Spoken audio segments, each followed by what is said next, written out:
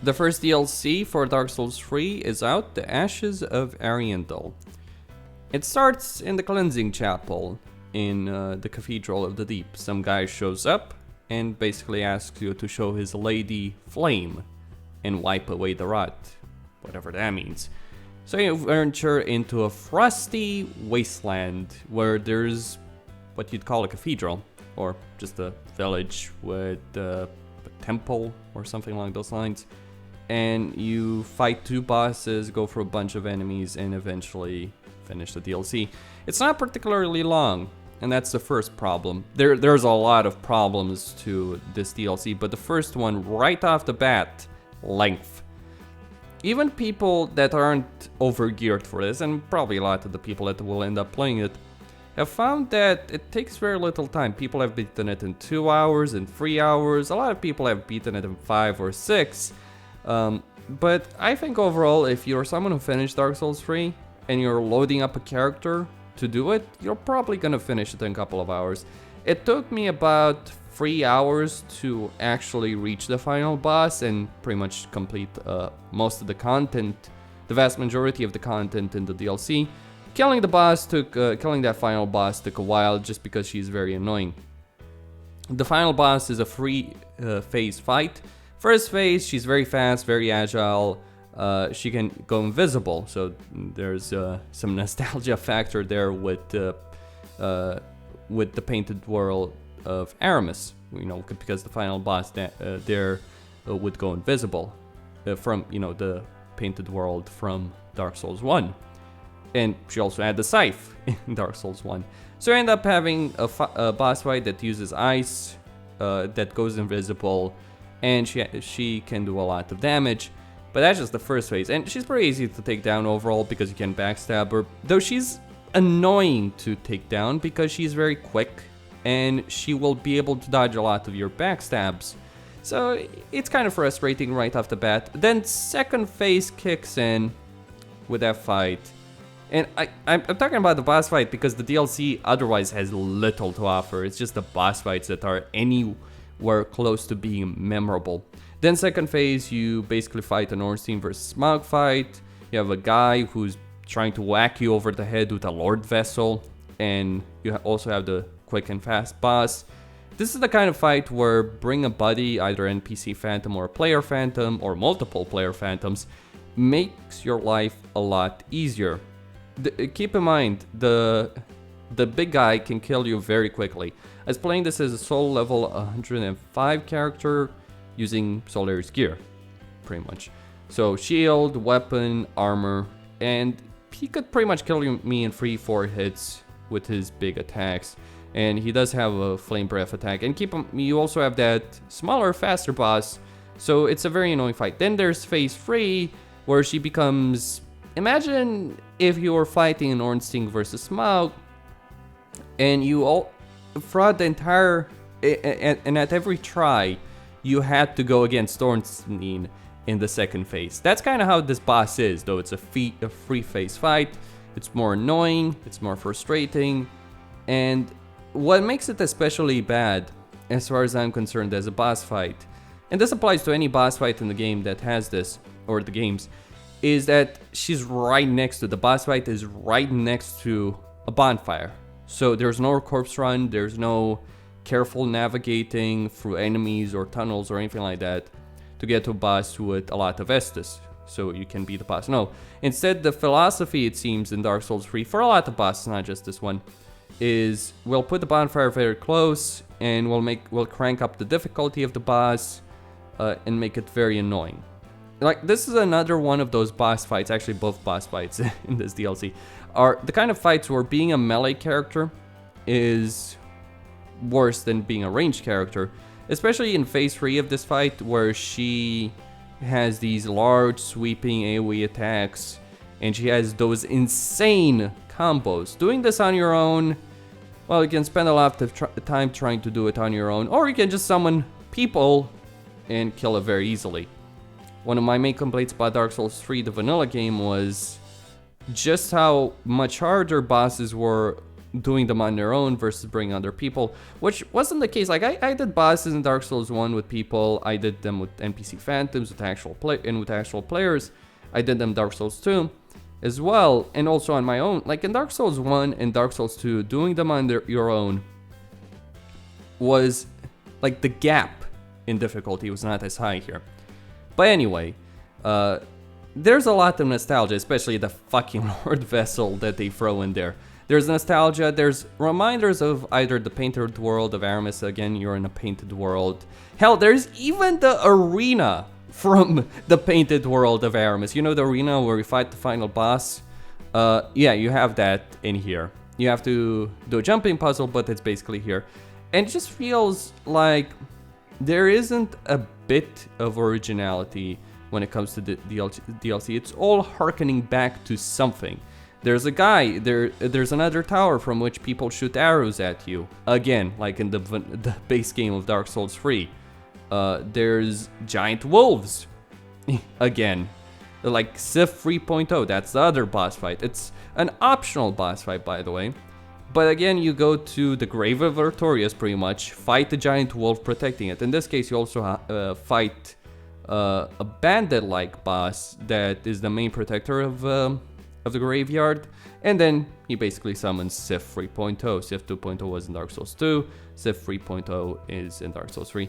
It's no originality, nothing new, nothing unique, and it's very short.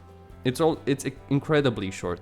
People have done it 2 hours, 3 hours, 4 hours, perhaps longer, depends on how good they are, how high level they are, how well equipped they are, which is considerably shorter than every single DLC that From Software has ever released. Like Artorias of the Abyss could take you, I don't know, a solid dozen hours. Even if you were good at it, and even if you had good gear, it would certainly take you more than 3 hours.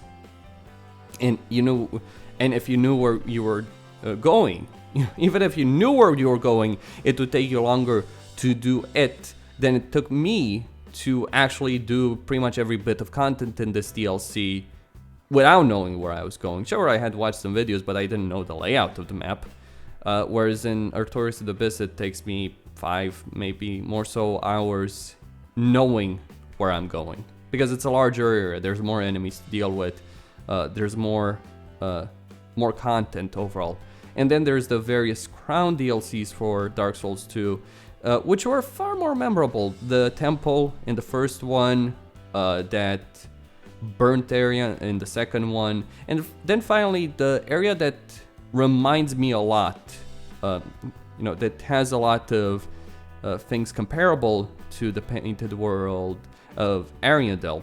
So Elam Lois was a very solid area, and it had a lot of things going for it. That you had that gigantic castle that you had to navigate through. There was lore, there was history.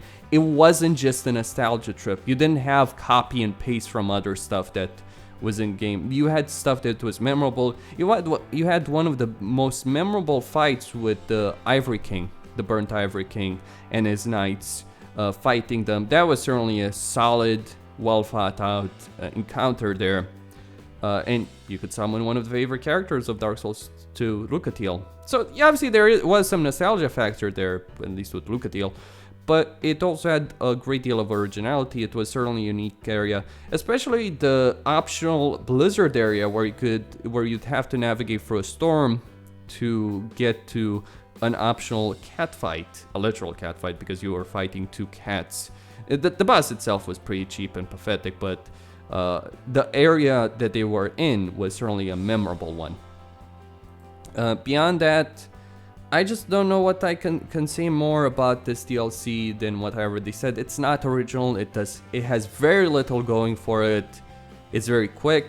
The enemy types are really bad, like corrupted raven-like creatures, followers, like basically knights with shields or with javelins or with torches, and they use fire attacks. There isn't a lot going here, and there isn't any original concept. They're playing on concepts that they've played already in their games. Corruption, the Flame and Corruption, the Abyss, I think, to a certain extent. And then, obviously another great wolf. And packs this time around, packs of wolves, which people made them out to be much more difficult than they actually were. They were pretty easy to deal with overall. The trees that throw fire at you, use their fire attacks and cold attacks against you. That was certainly interesting, but overall, pretty big disappointment. And is it worth it? Is it worth 15 euros or $15? The answer to that, obviously that's a big question.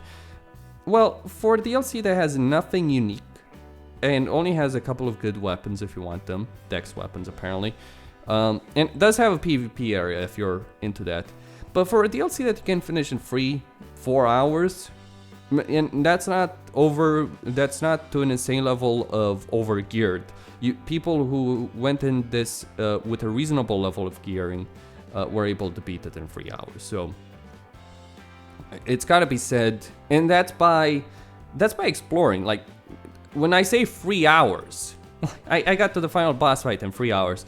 When I say 3 hours, I don't mean rushing. I mean exploring, going from place to place, going out of my way to go from place to place, finding a good number of secrets.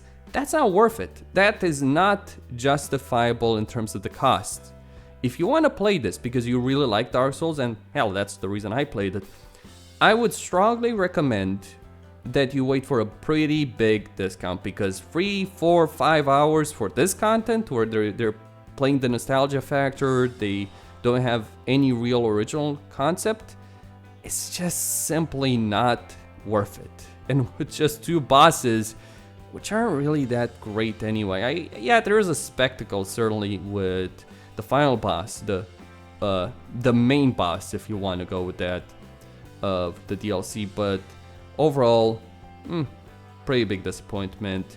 And I just feel From Software has lost the will to actually work on Dark Souls. I feel that they've run out of ideas, that they no longer care about the series, and they just want to move on. I think, but they have a contract for DLC, and they're obviously going to release DLC. I really hope that whatever the second DLC for this game is, that ends up being a lot better than this one, because this one, I just felt I was wasting my time.